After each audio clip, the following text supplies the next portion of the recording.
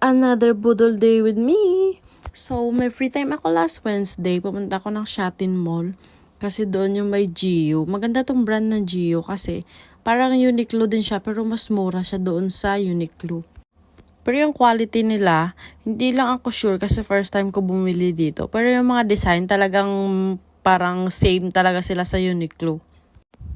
Ito lang yung mga gusto ko, yung parang mga hindi masyado mga light colors na parang magiging na ako, traffic enforcer. Hoy, charot!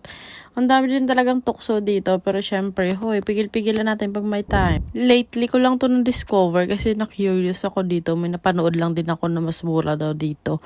Pero same design sila sa Uniqlo. Tapos pumunta ako dito sa Shatin brands nila. Tapos ito, ang dami din talaga nilang sale. Tapos ito, yung bag na yan, paparehas talaga sila sa Uniqlo. Pero tingnan nyo, 59 lang siya dito. Nung nakaraang linggo, alam ko, 79 to. Uy, alam ko yun. Tapos ang nabili ko pala is yung jacket. Kasi wala akong gagamitin, mag-hiking kami. Uy, wala daw gagamitin, charot.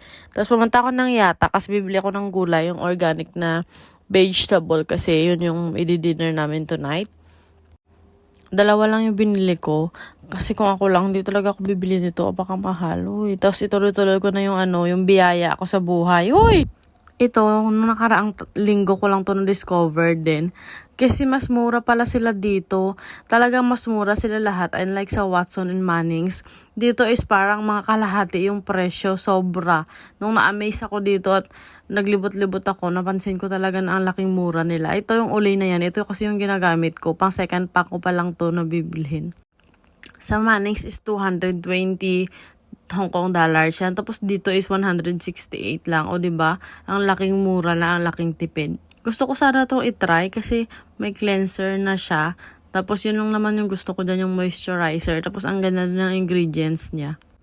Pero next time na lang. Charot! Tapos ito, ang cute nitong Cetaphil na to. Gusto ko rin sanang bumili pero hindi ako nagpatinag. Uy, isa lang talaga, yun lang. Baka naman hindi na ako lumabas dito sa susunod na araw. Talagang sinagad ko na yung aking pag-i-spoil sa sarili ko today. Siyempre, dapat naman talaga. Bibigyan ko din ng reward yung sarili ko dahil pagod na ako sa buhay. Huy, charot!